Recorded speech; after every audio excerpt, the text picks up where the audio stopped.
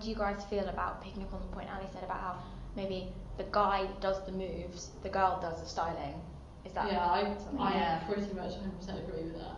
Okay. And the guy is there. The better a guy is at salsa dancing, the better he makes the girl look. Okay. So do you think people really focus in on the Well, girl? I think there has to be some girl styling, otherwise you might just look like the guy's just flinging you around. Oh yeah, I mean, when I see a good salsa dancer, all the attention, or a salsa couple, all the attention is on the girl, and the guy allows the girl to look as good as possible, Yeah, and he doesn't detract any attention for him. That's the way I think you can have some men styling, like some kind of. But it shouldn't outdo. My personal opinion is it should never outdo the girl. Oh wow.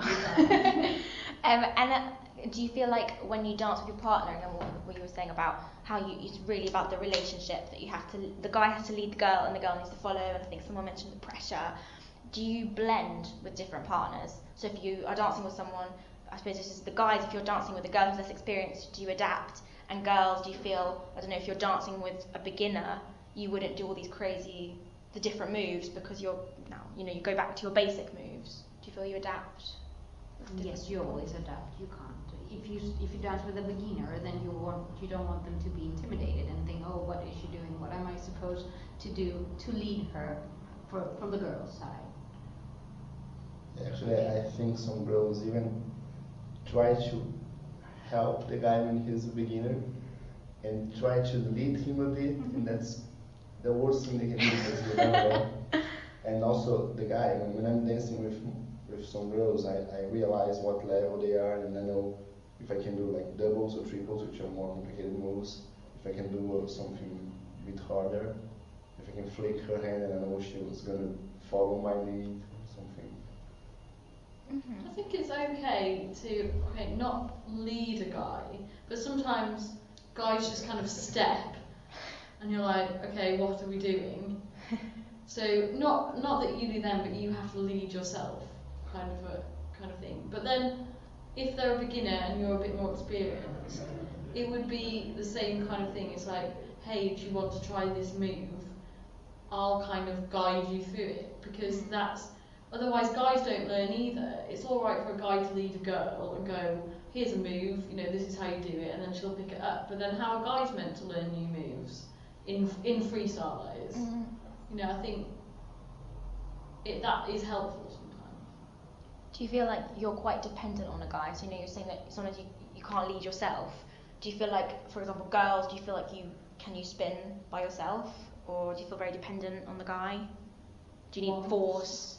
No, I think if you want to do it like a double or a triple spin, it's impossible if you don't have help. But you can definitely do like a girl's turn, a simple turn. Okay. And I always feel dependent. I really do need someone to spin me around, to help to hold my hand actually, because I feel like that I will lose balance if the guy is not strong enough. I would be the worst girl at salsa. Because if a guy didn't lead me, I would just stand still, and they'd be like, "We're doing crossbody," and I'd be like, "Well, your hands have basically stayed the same." In the same way, I was talking to somebody else. They were dancing with a girl, and she was absolutely adamant that her body was not going to move. So they were doing it was a bachata routine or something, and they were doing side steps. So she'd just stand there and her hands would just gradually do this. And then they'd start coming back, but she wouldn't move, which is kind of the reverse of the problem that the guy not leading would have.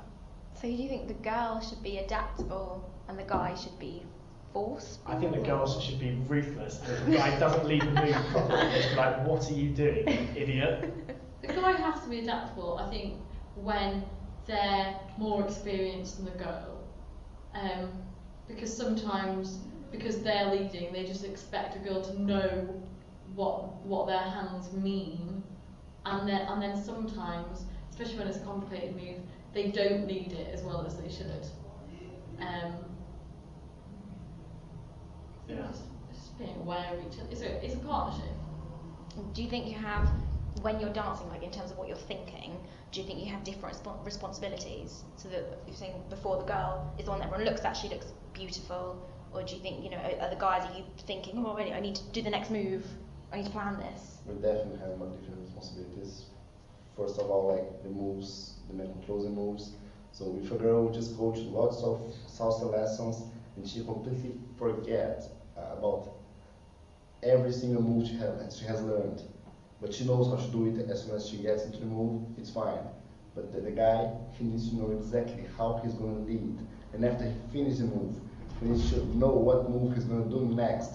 And it's not something that you can think, like Eddie said, you don't think about that, just feel. So you have to do like several times, so it just naturally goes into one routine, to another routine, and just go feel the dance. Okay, and do you think, this is actually aimed at the guys, going quite specific, how do you lead a girl?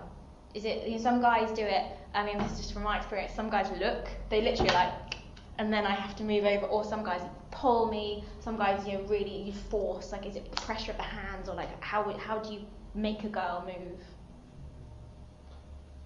I think part of it is kind of hand placement more than anything, because although the girl needs like some force, if you're doing, let's say, like a triple spin or something, generally it's actually more useful to put your hands where they should be, because then the girl can be like, oh yeah, this move is a spin, I can do that, and it could change into a hammerlock or something like that. And so just like you don't need to force them to do a move, as long as you're able to sort of give them an idea of where the dance is going. Also, like foot placement. I mean, you can't do anything that involves a crossbody if the guy's in your way. Yeah. So that always gives you an idea that you're going to do something with a crossbody, whether that's simple crossbody inside turn. If they move to one side, or then you know that that's what they want you to do. Yeah, but thinking about your question specifically, we use hands, pressing the hands. If you're turning the girl, you're just pressing her, some of her fingers, and then turning her. The way you move her shoulders actually, because it's all connected, so you expect her to actually have some tension, and because you're controlling her hand, you can control her whole shoulder, so this way she knows how to move. And when you're doing crossbody, you can use your forearm, you can use sometimes not in salsa, but bachata, you can use your chest actually to lead her, to follow through. Can generally tell in the first 5 seconds whether or not it's going to be a good dance, and it's normally a crossbody. Like, depending on how much tension there is, and whether or not, because it's 1, 2, 3, pause, and if the girl starts walking on 4, I'm like, oh no, and then like the pressure comes out, like physically holding them back. Because some girls, which is absolutely fine, and I like it when they do this, wait for the guy to actually start the lead on 5, which is, in my opinion, how it should be done. The guy should be leading. And then, yeah, if the girl has great tension, that's why some people can be easier to spin than others. Like, the looser their arm is, the more the guy is stirring porridge. And if they've got just the right amount of tension, then you can just do loads and loads and loads of spins with tiny, tiny rotations. So yeah, it's very adaptable. Going back to the regulating the dance, would you prefer there to be more rules? Would you prefer there to be more regulation if it was stricter? Like, so if someone actually said you can do, like what you were saying before, like 5 particular dances, and then you wouldn't feel nervous about improvising, or do you like the improvisation side of it? I think you have to have a mixture of both. You know, you have to have some rules, and you have to have some areas where there's room for improvisation. Like, even if you're talking about like jazz music, when you improvise, you're still in a certain key. There's still only certain notes that you can play, but you can just play them in any order, in any rhythm. But I think it would be boring if you couldn't improvise. There's only so much you can do without a little bit of creativity. And you'll be constantly playing catch up, because every time you write a rule saying you can't do something, someone will just invent something new, and then they'll do it, and they'll be like, oh, that's not salsa, and they'll be like, well, the rules don't say anything about it, and then they'll have to go, and you can't do this either. Okay, so do you think it actually works more not having rules and having that grey area? Yeah, it's like there are no rules to painting. But when you look at a good painting, you just know that someone that's decent. So with salsa, it's very, very difficult to write down what the tangibles are. I think it's what our first question really, isn't it? Yeah, it's subjective. It's 1, 2, the counts, the music, the kind of probably the only rules you have. Okay. And it's like you like that. You like the not having the strict rules, as in moving away from what it actually is. Having some rules though. Because Yeah, the you- foundations. Yeah.